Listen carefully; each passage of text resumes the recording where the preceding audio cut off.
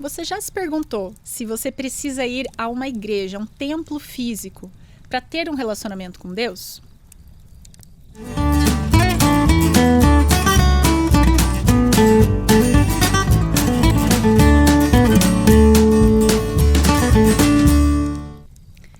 Essa é uma pergunta extremamente válida, que talvez você mesmo já tenha feito ou já tenha visto outras pessoas se questionarem. Será que eu preciso ir num templo? Eu não posso ter meu relacionamento direto com Deus sozinho, da minha casa, ler a Bíblia?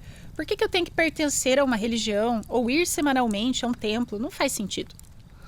Pois bem, apesar de fazer sentido todo esse argumento, a gente tem que olhar para os frutos dessa decisão.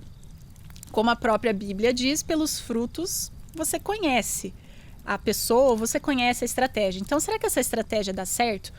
Se você já acompanhou ou se você mesmo seguiu essa estratégia, provavelmente você teve bastante dificuldade de manter o teu relacionamento com Deus ou manter a tua comunhão, o teu estudo diário, porque realmente começa a ficar muito mais difícil quando você se desassocia de uma religião ou de uma igreja específica de manter aqueles teus propósitos.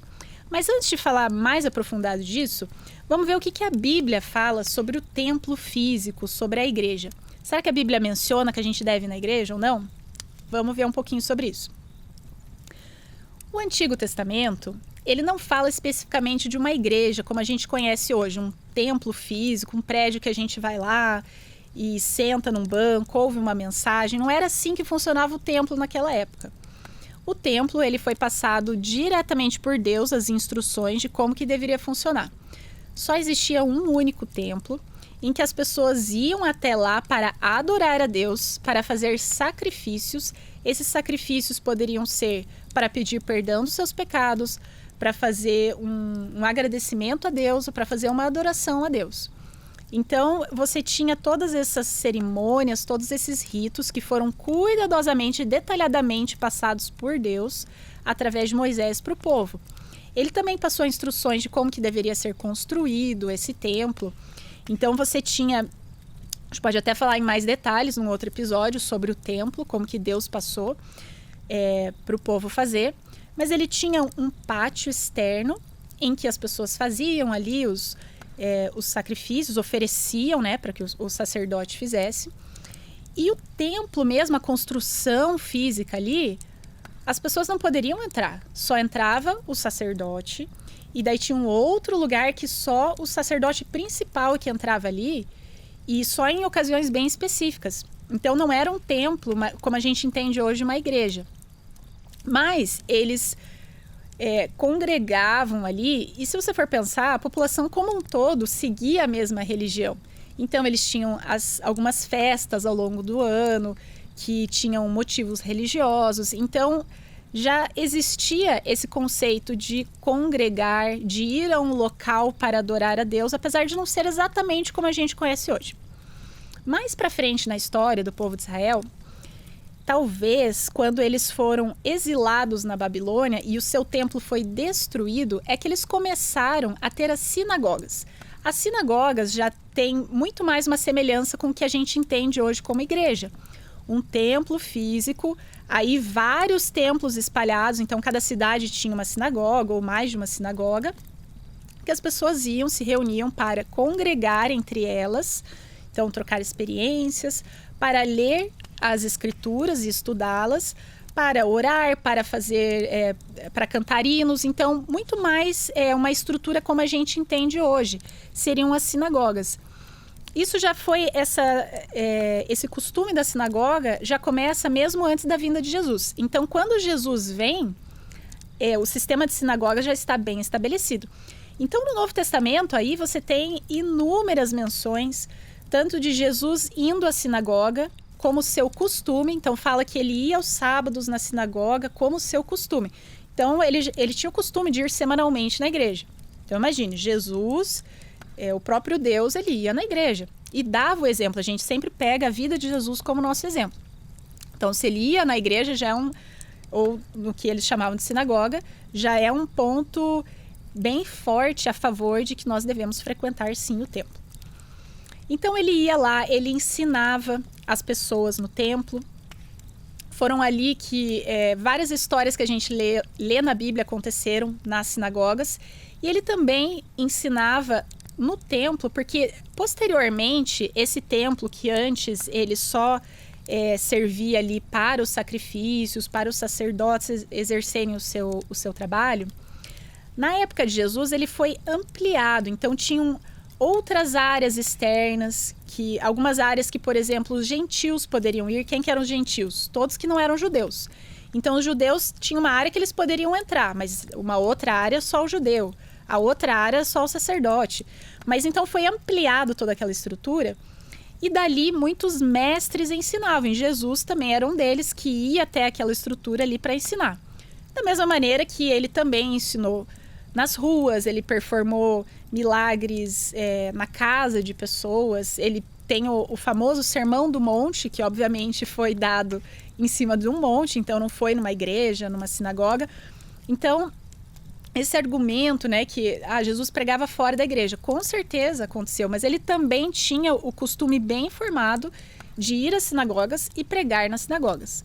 Após a sua morte e ressurreição, os discípulos que seguiram o exemplo de Jesus também continuavam indo inicialmente nas sinagogas para pregar essa nova mensagem sobre Jesus. E posteriormente, quando eles começaram a pregar fora ali de Israel para pessoas que não eram judeus, eles também iam abrindo igrejas, ou seja, iam formando grupos. E aí, quando eu falo a igreja, não necessariamente tem que ser um prédio. É claro que pode ser na casa de alguém, pode ser numa sala alugada, uma sala emprestada. A questão não é qual estrutura física, mas o que interessa é que pessoas da mesma fé se reuniam de maneira sistemática para compartilhar a fé, para adorar a Deus, para estudar a Bíblia, para orar, enfim, tudo que hoje a gente faz numa igreja tradicional acontecia ali na época de Jesus e também com os apóstolos. E voltando ali no meu argumento inicial, como eu falei, pelos frutos a gente conhece a natureza da estratégia ou da pessoa. Então, quais são os frutos das pessoas que vão dessa estratégia de ir na igreja sistematicamente para manter o meu objetivo de ter comunhão com Deus, de ter um relacionamento mais próximo com Deus? E qual é o fruto da estratégia de não ir à igreja? De ter um relacionamento mais assim caseiro. Eu na minha casa vou ler a Bíblia, vou orar, que é claro que pode acontecer. Até nós temos o verso na Bíblia que diz que onde 2 ou 3 estiverem reunidos, Deus vai estar ali. Então você pode dizer, bem, eu estou aqui com a minha família em casa, temos 2 ou 3 reunidos, então Deus está aqui, eu não preciso ir na igreja, está tudo certo. Mas será que isso te ajuda ou te atrapalha a ter um relacionamento com Deus? Um bom exemplo que eu posso usar é de exercício. Então vamos dizer que você colocou uma meta para você, um objetivo que você quer melhorar o teu corpo. Seja emagrecer, seja ganhar mais massa muscular. Então você traçou o teu objetivo. E para chegar no teu objetivo, você vai definir a estratégia para chegar lá. Como é que você vai fazer? Você pode fazer isso individualmente, comprar uns pezinhos ali, fazer um exercício na frente do espelho. Aí você determina que você vai fazer 2 vezes na semana. Ou você pode marcar com um personal trainer.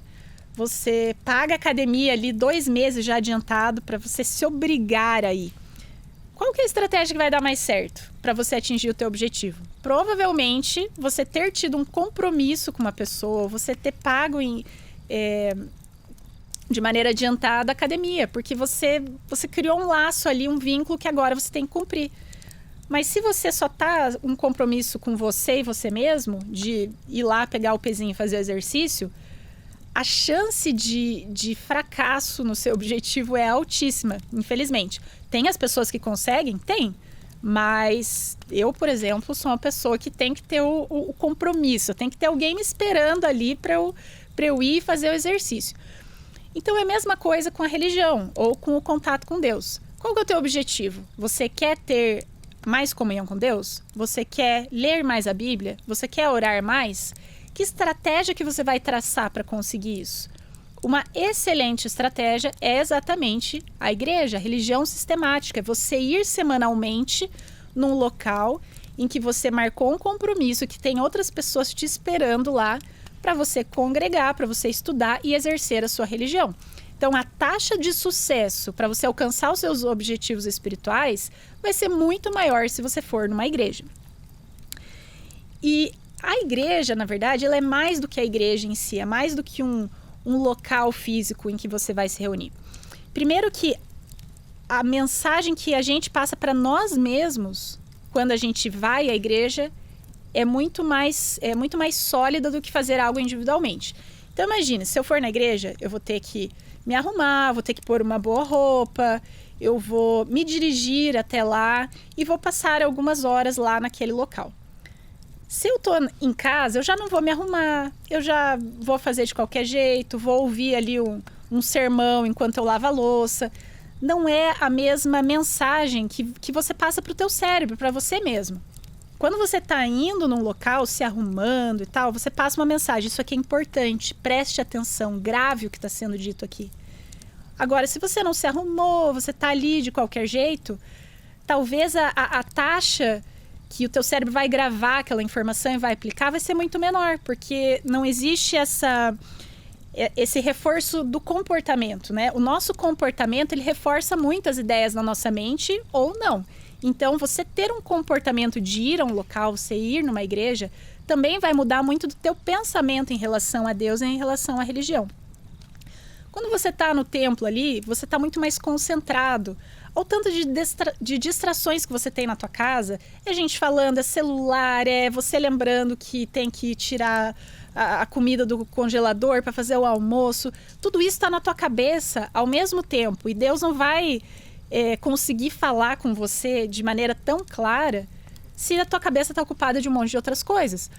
Quando você está na igreja, você está ali para isso, para ouvir a mensagem de Deus. Então, a tua mente vai estar mais aberta e você vai entender muito mais, com muito mais clareza o que Deus quer falar para você naquele momento.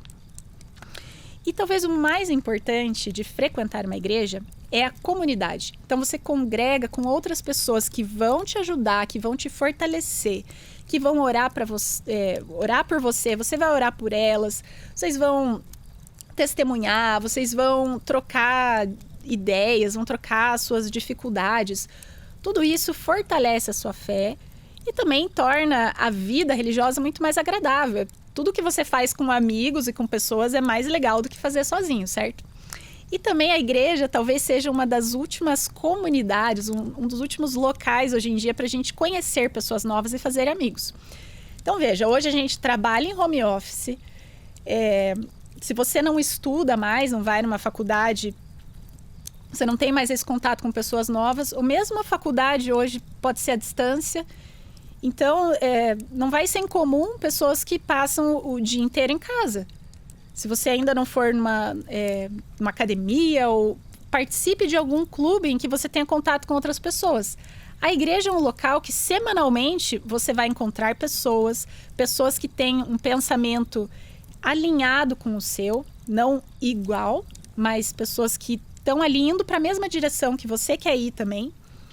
E pessoas que você pode formar amizades duradouras, amizades boas e amizades ao longo do tempo.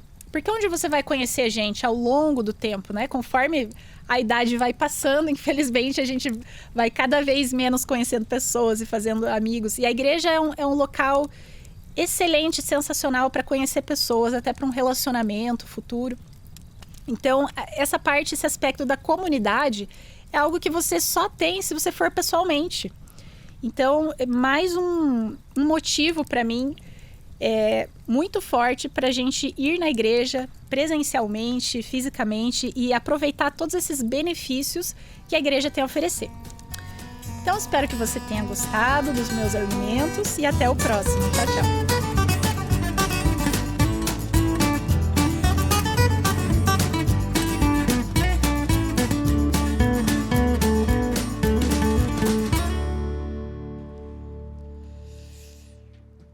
Gravou?